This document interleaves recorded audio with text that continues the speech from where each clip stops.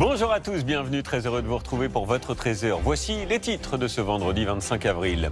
Le choc et les questions à Nantes après la mort d'une lycéenne poignardée par un élève. 3 autres adolescents ont été blessés, le suspect a été hospitalisé. Une cellule psychologique est ouverte, on sera évidemment sur place.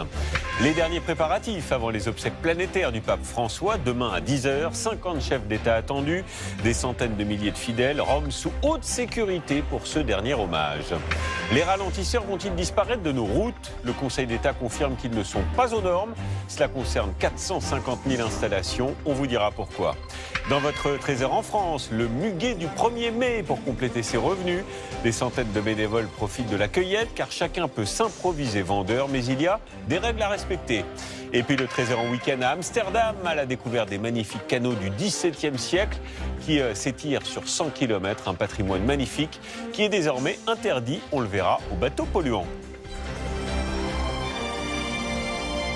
D'abord donc l'émotion, toujours très forte à Nantes. Au lendemain de l'agression meurtrière d'un élève, une adolescente de 15 ans est décédée. 3 autres jeunes ont été blessés. Ce matin, une cellule psychologique a donc été ouverte au sein de l'établissement. Thomas Paga sur place avec Sandrine Druot. Entre amis, ils sont venus rendre un dernier hommage à leurs camarades décédés. Pour ces élèves, il était important d'être ensemble, dans l'émotion et le soutien aux familles touchées. Quand tu te retrouves toute seule, c'est un peu genre là où tu te rends compte de ce qui est arrivé et ça touche un peu plus. Mais là, quand on est tous ensemble, ça fait du bien, quoi. En fait, c'est comme si c'était un vrai décès de ta famille un peu. Ils l'apprendront en fin de matinée. L'état de l'un des 3 blessés, le plus gravement touché, s'est amélioré. Ce jeune homme le croise aux entraînements de basket. Il est très choqué. Tu te vois reprendre des cours normaux ici ? Un peu de temps avant de revenir normalement sans stresser. Il y a beaucoup de gens qui ont été mis dans l'amphithéâtre et il y avait énormément de gens qui étaient en pleurs. Voilà. Donc je pense oui, ça va prendre du temps pour certains de pouvoir revenir en cours. Pas de classe ce matin au lycée ni au collège. Les portes sont restées ouvertes pour offrir un soutien psychologique. Ce père, dont la fille connaît la victime, a tenté comme il l'a pu de mettre des mots sur le drame. Votre fille a vu l'agresseur, c'est ça? Oui, bien sûr. Elle a vu rentrer, puis elle a vu les élèves paniquer, sortir, etc. Donc c'est vrai que pour elle, c'est un peu compliqué. Donc on va faire ce qu'il faut, on va l'accompagner, on va se faire des câlins. C'est tout ce quartier de l'est de Nantes qui est comme sonné par ce qui s'est passé. La boulangère qui a reconnu une photo présentée comme celle de l'agresseur sur les réseaux sociaux. C'est une personne respectueuse, il dit bonjour, au revoir, merci, poli quoi. Voilà. Ou de simples voisins dont les enfants ont fréquenté l'établissement. Par rapport à l'auteur, j'ai de la colère, mais pas vis-à-vis du jeune homme, vis-à-vis des institutions, que personne n'ait pu se rendre compte à quel point il était mal. Les élèves ont lancé un appel à déposer des fleurs à 15h30 dans le collège-lycée. Ils demandent à ceux qui le veulent de venir vêtus de blanc. Alors, comment expliquer un tel geste? Le suspect, qui est donc élève de l'établissement, a été hospitalisé après un examen psychiatrique. Il semblait déterminé au moment des faits. Il avait d'ailleurs envoyé un texte de plusieurs pages à ses camarades peu de temps avant de passer à l'acte.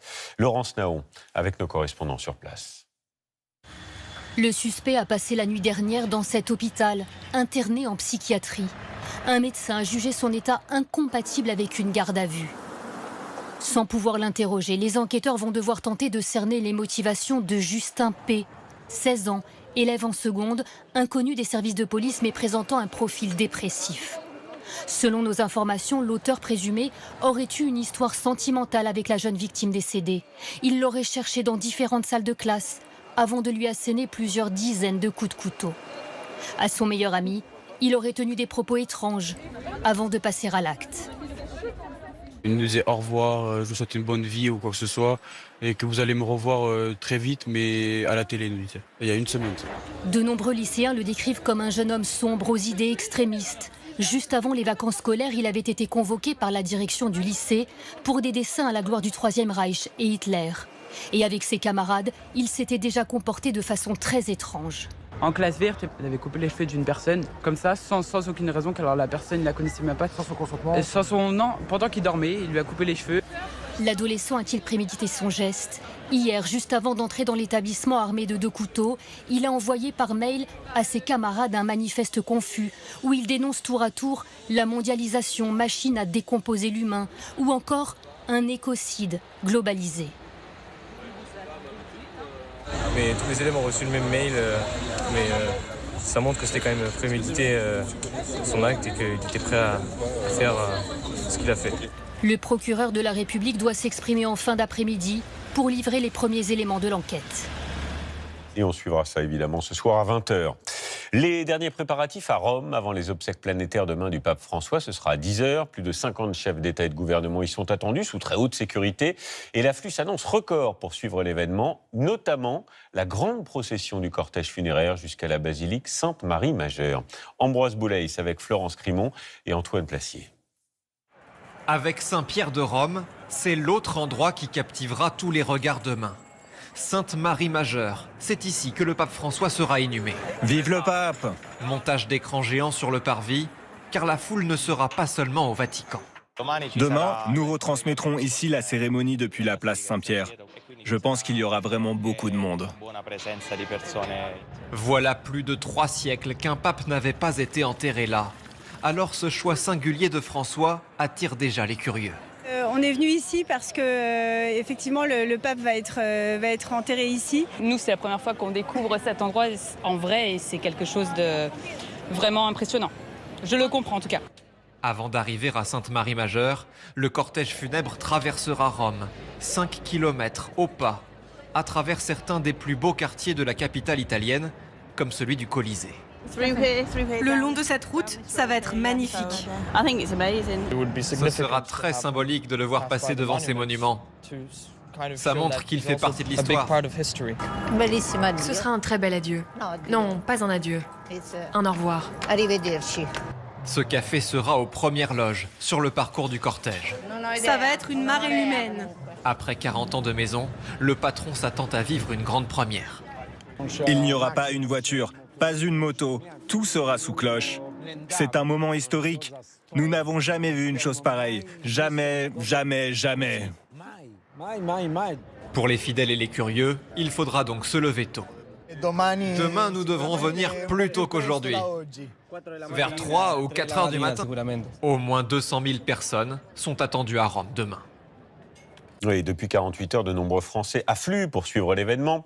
Chacun s'est organisé un peu comme il peut, en train, en avion ou même en voiture, pour un long voyage jusqu'à Rome, comme ces familles et ces jeunes que nous avons suivis avec Marianne Buisson, Alix de Chevron-Villette et Philippe Maire. Ce matin à Rome, une foule de touristes au pied du Colisée, comme cette famille venue de la région lyonnaise. Des vacances prévues de longue date et demain, ils vont se retrouver au cœur des obsèques du pape. Je pense que ça va être une atmosphère entre les gens qui vont être hyper émus, les gens un peu comme nous finalement qui se retrouvent là malgré eux. Ça va être intéressant de le vivre. Bah oui, une fois dans une vie, je pense. Antoine Cotier, lui aussi, était en vacances. Ce croyant de 24 ans espère pouvoir s'approcher au plus près de la basilique Sainte-Marie-Majeure où sera célébrée la cérémonie. Ah, si je peux, oui. À mon avis, ce ne sera pas possible. Mais si je peux, oui. Ce sera avec grande émotion. Dès hier soir, depuis Paris, certains fidèles se sont organisés pour rejoindre l'Italie. Dernier préparatif pour ce groupe de catholiques. Oh, je prends des sacs en plastique pour mettre des thermos. Ils sont 19 à partir pour assister aux obsèques du pape François. Un moment unique. C'est quelqu'un qui vraiment était un papa pour nous. Je suis très heureuse parce que je ne m'attendais du tout pas à aller à Rome. Un peu de lecture pour le trajet, sans oublier le carnet de chant.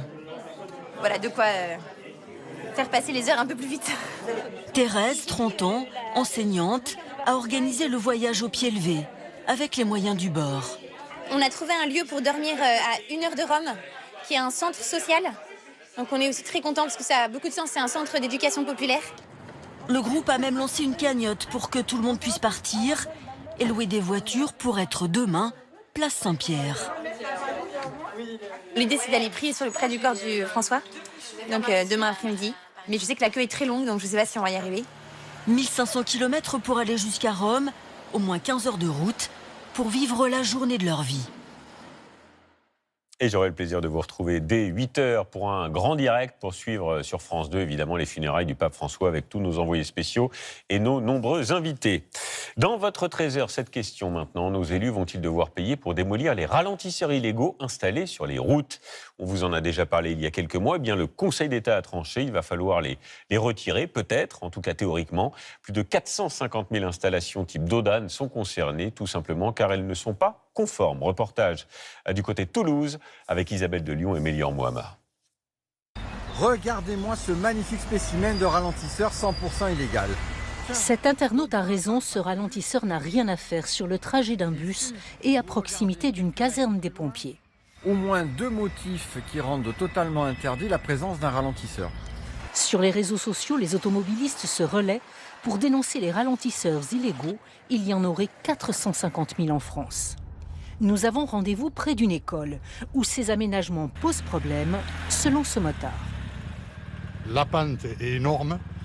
Quand je l'ai passé la première fois en roulant, je suis pratiquement obligé de me lever pour éviter d'avoir un grand choc sur les règles, même à 30 km/h. Il mesure la hauteur des trottoirs et du ralentisseur. 19 cm, ce serait 4 de trop. Les rayures sur les pavés en attestent. De nombreuses voitures ont raclé avec le bas de caisse. Ça abîme les voitures, ça abîme les motos, ça abîme tout. Alors que ça sert bien, oui, certes, c'est un peu utile, mais au moins qu'on les fasse aux normes, quoi. Un piège pour les conducteurs, une nuisance pour les riverains. Chacun a son motif pour regretter les aménagements trop hauts et non conformes. Moi déjà, ça m'a abîmé le dessous du camion, parce que j'ai une plaque qui s'est décrochée. Mais c'est les amortisseurs qui sautent un peu haut, quoi. Donc oui, c'est un peu gênant, quoi. J'habite juste en face d'un ralentisseur et c'est vrai que les camions le matin, tout ça, à chaque fois ça redémarre et on entend beaucoup plus que si on n'avait pas en fait. À Toulouse, un recensement est en cours pour vérifier tous les ralentisseurs, leur pertinence, leur conformité. Ici, la ville en a fait supprimer 2. Donc là, vous aviez 2 gros Dodane dont la conformité laissait à désirer par rapport à la voie de bus. Et donc nous avons décidé de réaménager l'ensemble de la voie. On en profite pour refaire évidemment toute la voie et surtout pour refaire le plateau ralentisseur et faire en sorte que la pente du plateau soit dorénavant en conformité par rapport aux gros Dodane qui existaient et qui faisaient des à-coups. Ce seul chantier coûte 60 000 €. À l'échelle de la métropole toulousaine, tout remettre aux normes pourrait représenter une dépense pharaonique. Elle n'est pas encore chiffrée. Près de 80 000 € d'amende pour avoir ouvert sa boulangerie un 1er mai. C'est la mésaventure qui est arrivée à un patron d'une enseigne de boulangerie il y a quelques années. Il a donc décidé d'ouvrir quelques-unes de ses boutiques en accord avec ses salariés, dit-il, qui étaient tous volontaires. Et bien pour cela, il a été convoqué au commissariat. C'est ce que nous explique Alexandre Guin avec Mathieu Birden. Mauvaise surprise pour ce patron de boulangerie. Une convocation au commissariat pour avoir fait travailler ses salariés le 1er mai. Donc ça, c'est une convocation judiciaire que j'ai reçue il y a 2 semaines à peu près. En 2021, l'inspection du travail le sanctionne et lui propose de payer une amende de 10 000 €. Il refuse de la régler. Désormais, elle est majorée. Près de 80 000 € lui sont réclamés. On a été surpris et on trouve ça un petit peu absurde, déjà par le montant de l'amende qui correspond à peut-être 20, 30 ou 40 fois le bénéfice de la journée en question. Une amende basée pour partie sur le nombre total de salariés dans ces 3 boulangeries à l'époque. Car le jour de la fête du travail, dans les commerces jugés comme non essentiels, seul le gérant d'une entreprise peut travailler. Une règle qui divise ses clients. Vous vous rendez compte, les touristes viennent justement pour ces ponts-là, pour toutes ces fêtes. Vous leur bloquez l'accès parce que justement le 1er mai il ne faut pas travailler. Non, il faut arrêter. Non, moi ça me paraît normal qu'il y ait des jours fériés obligatoires. Comme ça on est sûr qu'on ne peut pas obliger les gens à travailler s'ils ne le veulent pas. Jeudi 1er mai, donc ces salariés ne travailleront pas. Et pourtant certains sont demandeurs, comme Moussa Danfakar, qui aimerait profiter de cette journée, payer le double. Pour nous les salariés, c'est un avantage parce que voilà, le paiement ça ne sera pas comme les autres jours. Donc on préfère quand même, quand on nous dit de travailler, même les jours de férié, on travaille. Aujourd'hui, le patron demande plus de flexibilité et dénonce une situation aberrante. C'est d'autant moins compréhensible que des chaînes de fast-food ou de coffee shop peuvent ouvrir sans souci le 1er mai, mais on refuse ce droit à des fleuristes ou à des boulangers qui sont des artisans. Donc c'est pas forcément non plus très logique. La ministre du Travail s'est dite favorable à toute proposition visant à faire évoluer la loi. L'actualité à l'étranger, revirement ou nouveau coup de bluff après l'attaque meurtrière sur la ville de Kiev en Ukraine. La Russie dit aujourd'hui être prête à un accord pour mettre fin à la guerre. Déclaration du chef de la diplomatie russe, Sergueï Lavrov, ici à l'image, qui est un très proche de Vladimir Poutine. Hier, Donald Trump avait exhorté la Russie à stopper ses bombardements. Vladimir, arrête, a écrit en lettres majuscules le président américain sur son réseau social. Les États-Unis, justement, qui font face à de nouveaux incendies hors de contrôle. Cette fois, ça se passe dans l'État du New Jersey. Près de 6000 hectares ont déjà brûlé et des milliers d'habitants ont dû évacuer. Regardez, image très très impressionnante avec Saada Souban. Un mur de flammes, comme une rivière incandescente qui consume la Pinède. Depuis mardi, le New Jersey fait face à ses plus grands feux de forêt depuis 20 ans. Sur ces images amateurs, les flammes encerclent tout un quartier. C'est dingue, on va tout perdre. 13 000 habitations sont menacées, leurs occupants sont évacués, souvent à la dernière minute.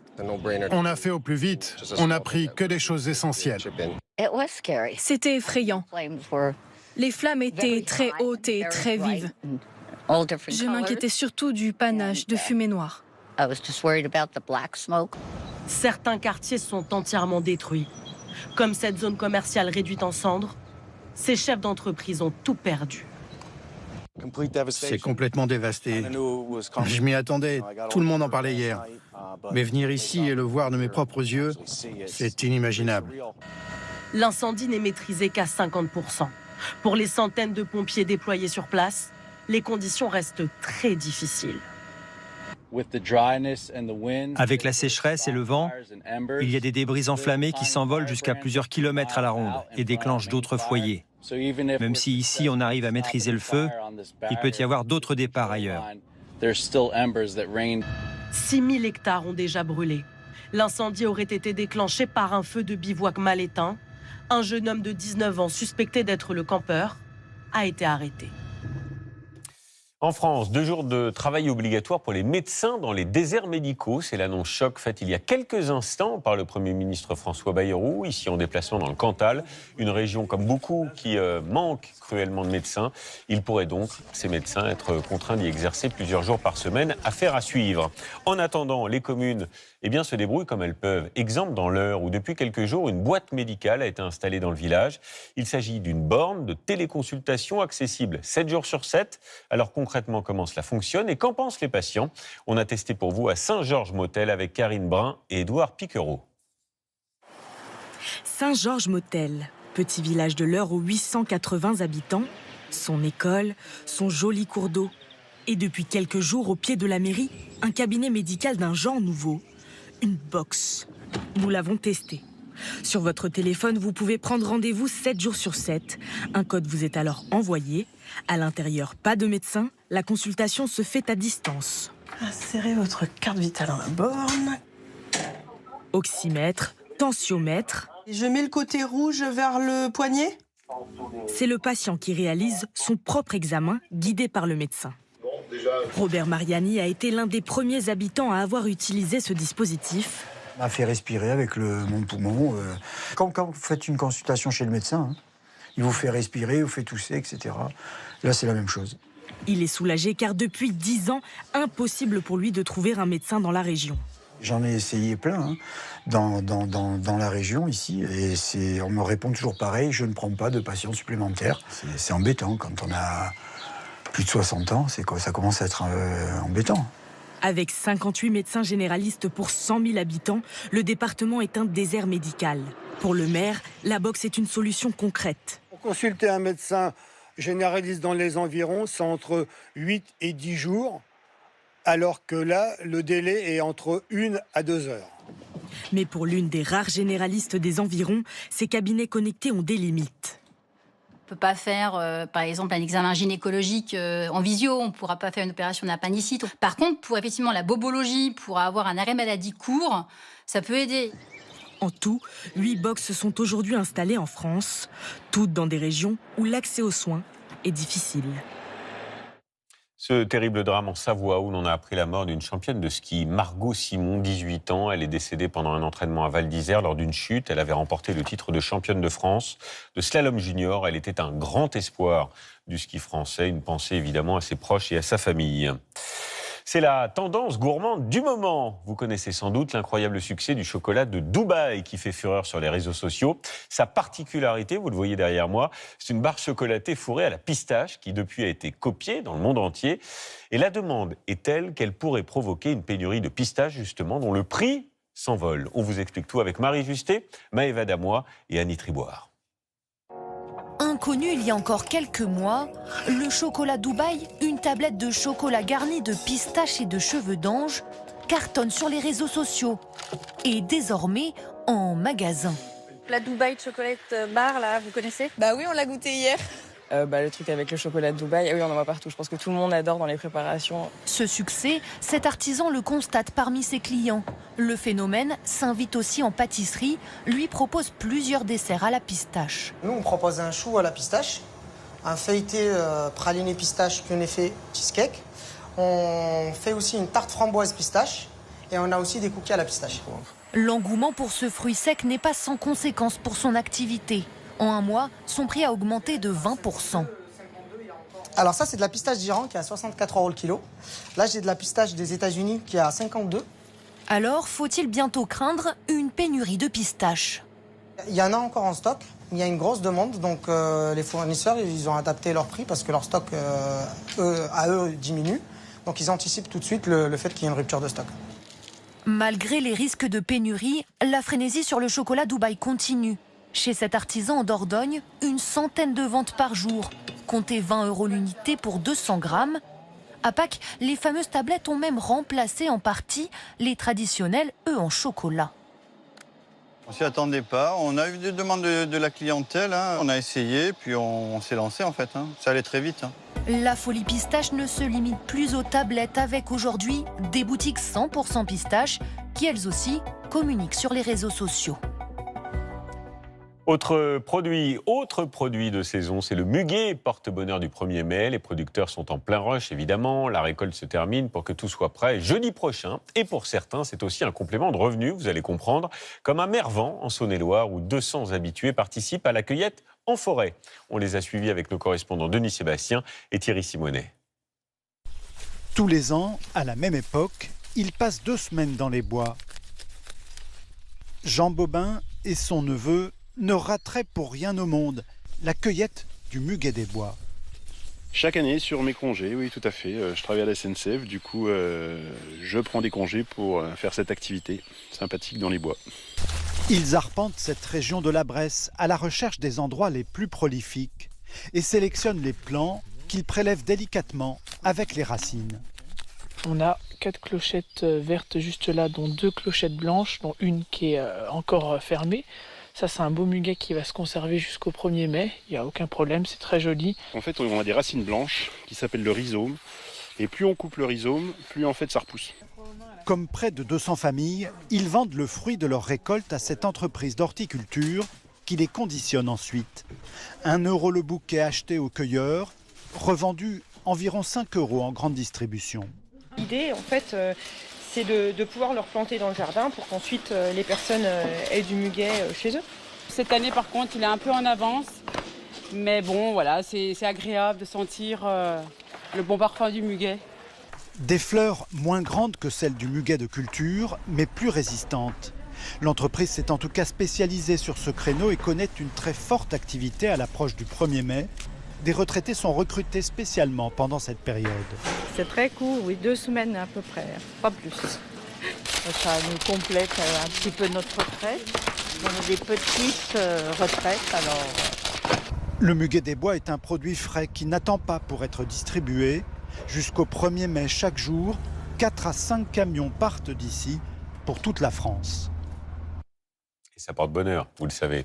Dans votre trésor, l'échappée touristique du jour nous emmène à Amsterdam et ses célèbres canaux datant du XVIIe siècle pour les plus anciens.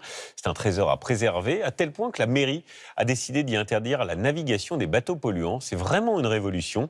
Les péniches qui accueillent les touristes sont désormais, pour la plupart, électriques. Alors nous aussi, on a voulu tester avec Thibaut Maillet et Flavie Motila.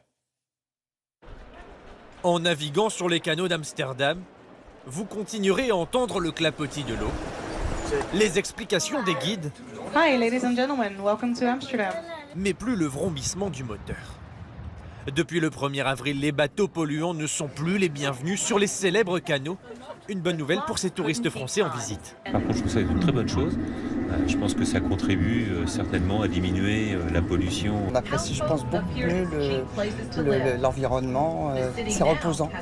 Désormais, ne sont autorisés que les bateaux propulsés à l'électricité, à l'hydrogène ou à la rame, dans tout le centre-ville d'Amsterdam. Cette compagnie qui transporte 1 million de touristes par an a dû convertir sa trentaine de bateaux à l'électrique, une facture de 15 millions d'euros. Parce que c'est un gros investissement, les pilotes sont incités à garder l'œil rivé sur la consommation d'électricité. On a un concours, le but c'est d'utiliser le moins d'électricité possible par tour. On peut vérifier à distance la consommation et j'ai gagné la compétition. En 1 heure, il a utilisé un peu moins de 10% de la batterie, de quoi recharger le bateau une seule fois par jour. Si la mairie d'Amsterdam a décidé de faire cette transition vers le tout électrique, c'est selon elle pour améliorer la qualité de l'air au-dessus de ces canaux surchargés. Hat et Merel habitent depuis 20 ans sur une péniche. Pour leur cadre de vie, ils ne voient que des avantages à la disparition des moteurs polluants. L'odeur des moteurs, c'est toute ma jeunesse. Pour moi, la réduction du bruit est encore plus importante que la qualité de l'air. Ça a un impact concret sur notre santé. Dans les marinas autour d'Amsterdam se trouvent des centaines de bateaux qui ne peuvent plus pénétrer dans les canaux, faute d'avoir vu renouveler le permis spécifique pour le centre historique. À partir du 1er avril, les nouveaux permis ne seront donnés que aux bateaux électriques. Les permis existants continueront à être valides jusqu'à leur date limite. Une phase de transition assez souple qui n'a pas échappé à Daniel, 23 ans.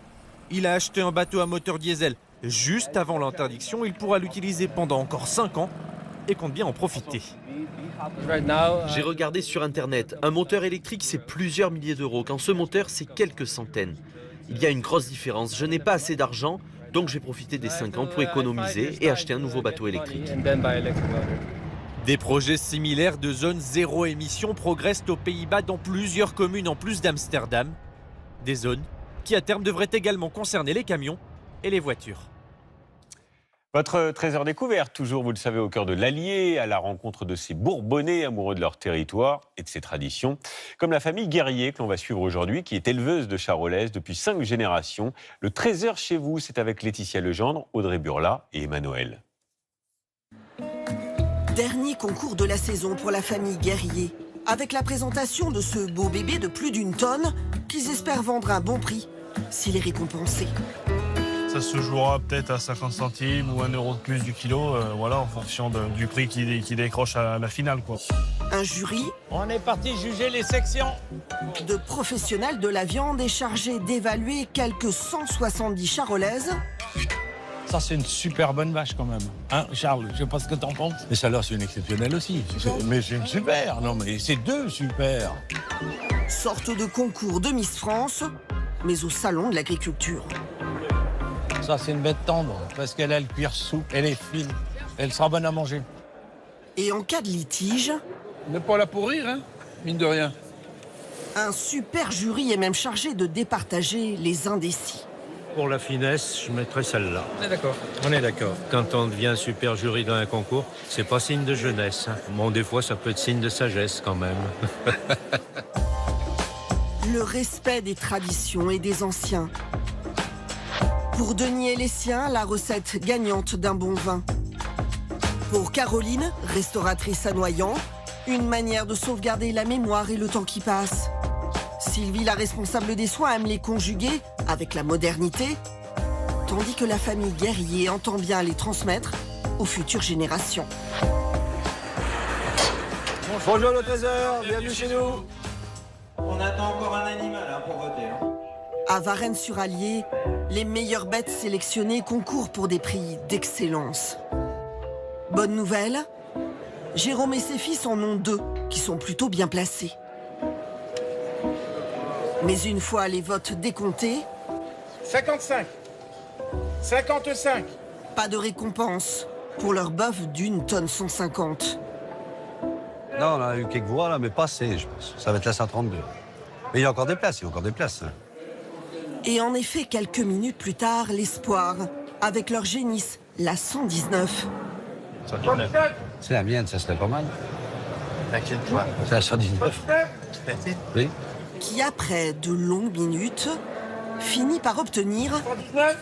Ah oui, ça va peut-être y aller. Peut-être. Ah si, ça va aller. Ça devrait aller. Animal 119. Une distinction de choix. Ah bah voilà, on y est arrivé là. On a mis du temps, mais on y est arrivé. Et là, on est fiers? Ah oui, là, donc on va la mettre au prix spécial Label Rouge. Donc ça va nous donner une petite plus-value pour la vente, donc c'est bien. Félicitations. Merci.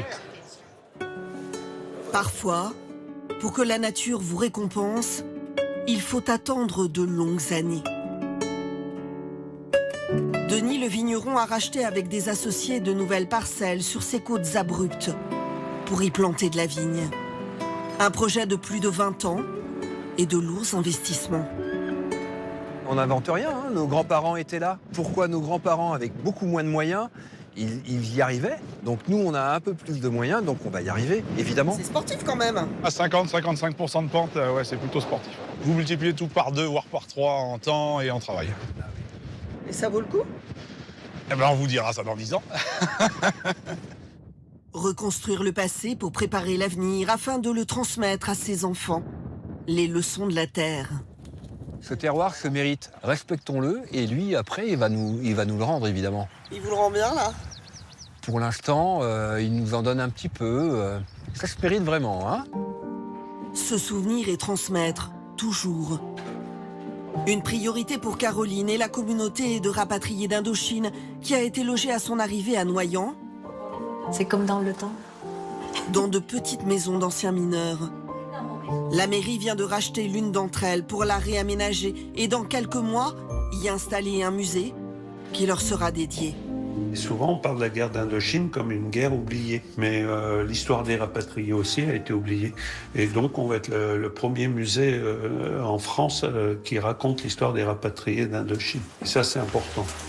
C'est exactement la même configuration à part le papier, le même espace, avec le vieux compteur, ça me replonge dedans et je mesure en fait le changement, le chemin parcouru et puis l'évolution de Noyant aussi. Son avenir, Caroline ne l'envisage pas ailleurs qu'à Noyant, sa commune de cœur du Bourbonnais qui a su lui faire une place et l'adopter. Mais dans l'Allier, les musées peuvent aussi s'exposer à ciel ouvert. Comme Street Art City, temple de la modernité et de l'art urbain. Un site unique qui a déjà accueilli près de 550 artistes du monde entier. Ça, c'est complètement décalé, j'adore. Et que Sylvie... Alors là, le mage, là, j'adore. Hein. Et sa collègue de la station thermale découvrent avec enthousiasme. L'artiste arrive ici avec son talent, ses vêtements, point final. Il est complètement pris en charge. En plein territoire rural, effectivement, ça dénote, ça peut faire partie d'un certain avenir pour le département, effectivement. C'est le décalage, en fait, et ça marche. Et ça fait venir du monde. Eh bien oui, comme quoi même les curistes viennent. Donc il n'y a pas que le Louvre, en fait. Carrément. Ils peuvent s'accrocher, d'ailleurs. À Varennes-sur-Allier, la fête, elle, ne fait que commencer. Jérôme l'éleveur a déjà réussi à vendre 3 de ses 4 bêtes. Une ultime négociation. Ça nous coûte un peu d'argent, voilà. On l'élève qu'avec un aliment spécial bête de concours. Et son bœuf de plus d'1 tonne change de propriétaire. Une bien belle journée pour la famille Guerrier. Alors, à votre santé. Et c'est bon. On pense toujours un peu aux anciens parce que c'est eux qui nous ont mis ça peut-être un petit peu dans les gènes. Et donc maintenant, c'est à vous de transmettre. Donc maintenant, je vais essayer de transmettre ça à mes 2 fils aussi, si j'y arrive. Mais je pense que j'ai fait le plus gros. Des familles qui ont su préserver leur amour de la terre. De bons vivants qui savent recevoir et transmettre. Des passionnés du Bourbonnais, tous fous de leur allié. Voilà, le Trésor chez vous, comme on le fait régulièrement. Le Trésor cinéma maintenant, avec au programme aujourd'hui un film d'animation pour toute la famille qui fait sensation. Neza 2, c'est son nom. Alors, il est discrètement sorti mercredi dans les salles françaises et pourtant, il a eu un succès phénoménal en Asie. C'est l'histoire d'un petit garçon pourvu de pouvoirs magiques. On a voulu en savoir plus avec Alice Bouton et Christophe Vignal. Ce petit guerrier qui affûte ses armes, va-t-il conquérir le monde? Neza est le héros d'un film chinois. Une super production qui fait un carton dans son pays. En 3 mois, plus de 300 millions de spectateurs ont déjà vu Neza aux prises avec d'horribles créatures. Je pense que tout le monde va aimer ce film, notamment parce qu'il intègre des éléments de la culture traditionnelle chinoise. Ce film d'animation est désormais le 5e long métrage le plus vu de tous les temps. Il est même passé devant Star Wars. Un véritable phénomène. Ces personnages ont aussi envahi les réseaux sociaux. Cette semaine, le film arrive enfin en France. Démarrage timide, les spectateurs ne sont encore pas très nombreux, mais manifestement convaincus. Avec les effets spéciaux, tout ça, on en était ravis, j'ai beaucoup rigolé. Il était vraiment incroyable, parce que l'animation a vraiment dépassé les attentes. C'est presque un niveau d'un film américain, je dirais, quoi. Avec ses effets spéciaux à couper le souffle, la Chine aurait-elle trouvé la formule magique pour concurrencer les grands studios? Avec 2 milliards de dollars de recettes, le film serait déjà le plus rentable de l'histoire du cinéma. Il est tellement impressionnant. Il est tellement hors norme que du coup, ils peuvent se dire oui, au moins ça fait une carte de visite, voilà ce qu'on sait faire. La Chine part à l'attaque. Hollywood n'a qu'à bien se tenir. Voilà, à découvrir dans vos salles. Et puis quelques notes de musique, il fait son grand retour. Michel Polnareff sort aujourd'hui même son nouvel album, à 80 ans. Il s'intitule Un temps pour elle, simple, touchant. C'est un album de chansons d'amour. Et ça donne ça, écoutez.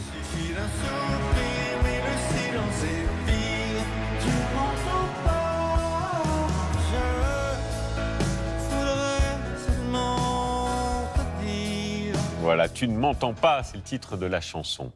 C'est la fin de ce journal en musique. Tout de suite, la météo Anaïs Baïdemir qui nous annonce du beau temps. À 20h, Sonia Kironi pour le journal. Demain, dès 8h, j'aurai le plaisir de vous retrouver pour les funérailles du pape François avec tous nos envoyés spéciaux et nos invités. Allez, on se quitte, nous, avec l'image de la statue de Vishnu. Regardez, une déesse hindoue exposée au musée Guimet est visible dès mercredi prochain. Passez une très très belle journée. À demain, donc. Retrouvez toute l'actualité en continu sur France Info, Canal 27.